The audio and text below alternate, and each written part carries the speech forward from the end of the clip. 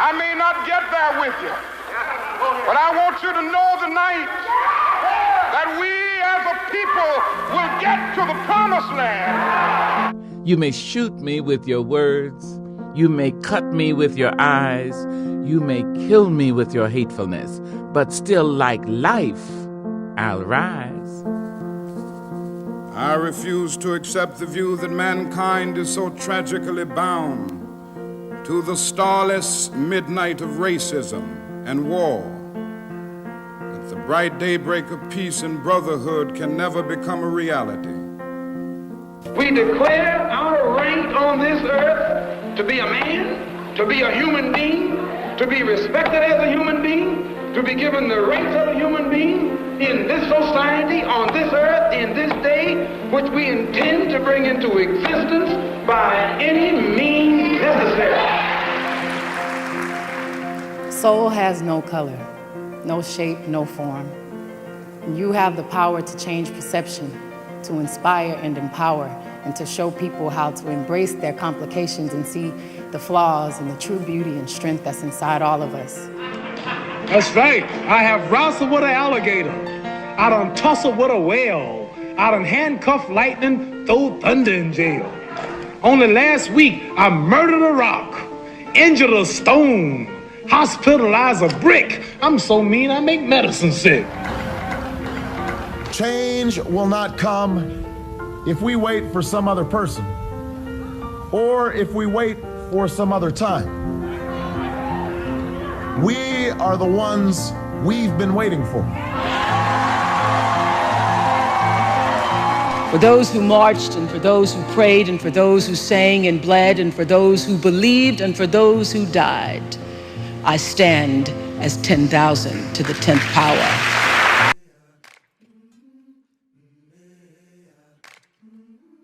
I've been walking with my face turned to the sun.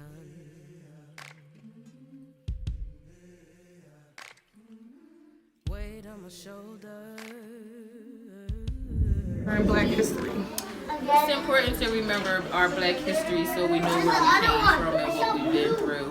And we need to remember our Black culture and our history from the past. I think what should be passed down to generations is where African Americans come from, so that kids know, where they're coming from.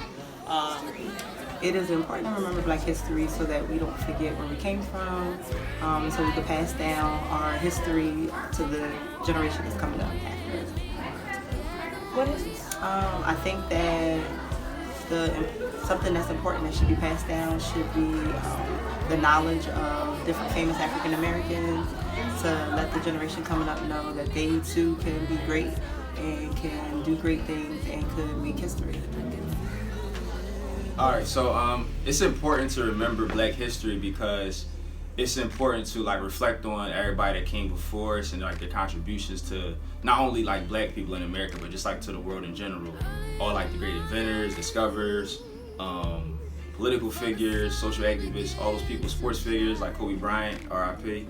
It's just important to remember those people so that we can be inspired and just understand that we had that same power and strength inside of us to create that same type of change. Question, why is it important to learn Black history? And I think this is really important because there is no way that we can truly understand where we are and who we are as a nation without hearing from all voices, and in particular Black voices. If we really want to embrace moving forward as a country, we cannot overlook the contributions of Black folk in our history, as well as coming to terms with what we as a nation have done in terms of traumatizing Black folk and acknowledging our role in that. So I think all of that is really important if we want to be honest about who we are as a country and being able to learn from both our mistakes as well as contributions of all people. One of the things I wish I knew when I was growing up was that there are no limits. People will try to put you in a box and just say, because of the way you look, here are expectations for you. And and they would set a ceiling or a limit on you. And I feel like at times in my life I believe that. And I feel like it's a part of black culture because there's always been a thing that people expected for blacks, for African Americans, and a limit was set for them. And I wish I knew then, to borrow Muhammad Ali's words, anything I can conceive, I can achieve. And I wish I knew that as a child growing up instead of having to learn it the hard way or as an adult. But as I did grow older, and I learned now that when you step outside of that box that people, or those limits that people put on you, I love the looks on faces when you blow past their expectations for you. Oh, I didn't know you could write like that. I didn't know you could speak like that. I didn't know you could do that. Why? Because of the way I look or the way that maybe some of my people look. I love that feeling of surprise that people get when I do something, when my people do something that's way outside of what they expect. And I feel like we've always done that. I feel like African Americans have always done that. Whether it would be fighting for rights or being the first to do something, I feel like that's just a part of who we are. And if anything that future generations can get from celebrating Black history is never let anybody set a limit for you. If you can perceive it, if you can dream it up for yourself, you can make it happen. I'm Miss Leonard. I'm the health and PE teacher here at Kramer Hill Upper. And Black History Month is very, very important because it acknowledges the contributions of Black people, the contributions that they've made to the world, the United States. But I feel like it's very limited. I think that more education should be given to the world, specifically the United States, about the things that African Americans have done for our country, for our children, for medicine, for farming, and the automobile world. There's so many things that are missed, and it's hard to squeeze them all into a month. But I think I'm glad that there is some acknowledgement, but I think there should be a whole lot more. Hi. I think it's important to acknowledge and celebrate Black History Month because we as a people, I feel like oftentimes lose ourselves. We lose ourselves in society, we lose ourselves in culture, and oftentimes we lose ourselves in education. And in order for us to be a lot better than where we started and to become, who it is that we have been ordained and purposed to be, it's important to know where you start. And Black history is that. It's the start of us. It's our history. Okay, good. Here, do that.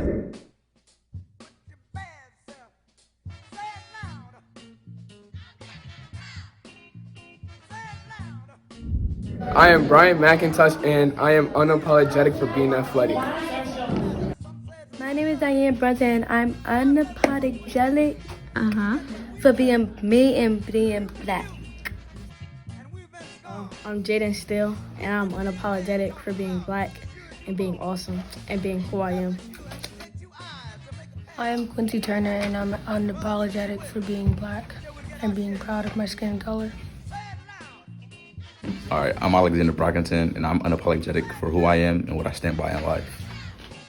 My name is Shanice Griffin, and I am apologetic for being myself and who I am and being a Black girl. Unapologetic.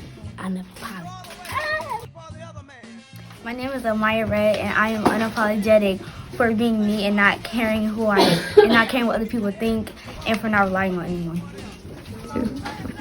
My name is Diana James, and I'm unapologetic for just me being me. One.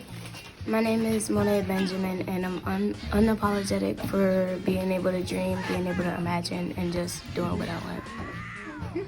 My name is Kayla Hicks, and I am unapologetic for being who I am and my skin color and where I come from. I am Amira Jackson, and I'm unapologetic for being Amira Jackson and a Black American citizen in Camden, New Jersey.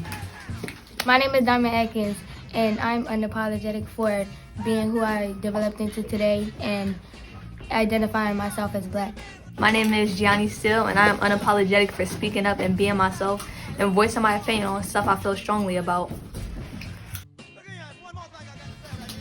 My name is Elisha Vereen, and I'm unapologetic for being me. I'm unapologetic for caring. I'm unapologetic for loving God, and I'm unapologetic for being black.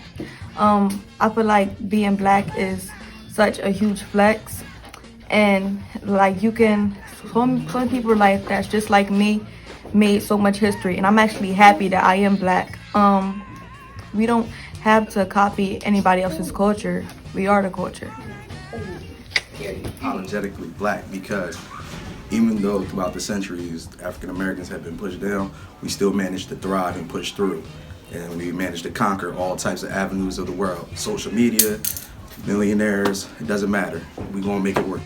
Alright, to me, being unapologetically black is like just owning yourself, being you no matter where you at. Like, I'm at work, I'm coming how I'm coming because that's me, like that's my culture. So just being you, owning your culture and representing it no matter where you go, because other people get to do it, so why not do it yourself?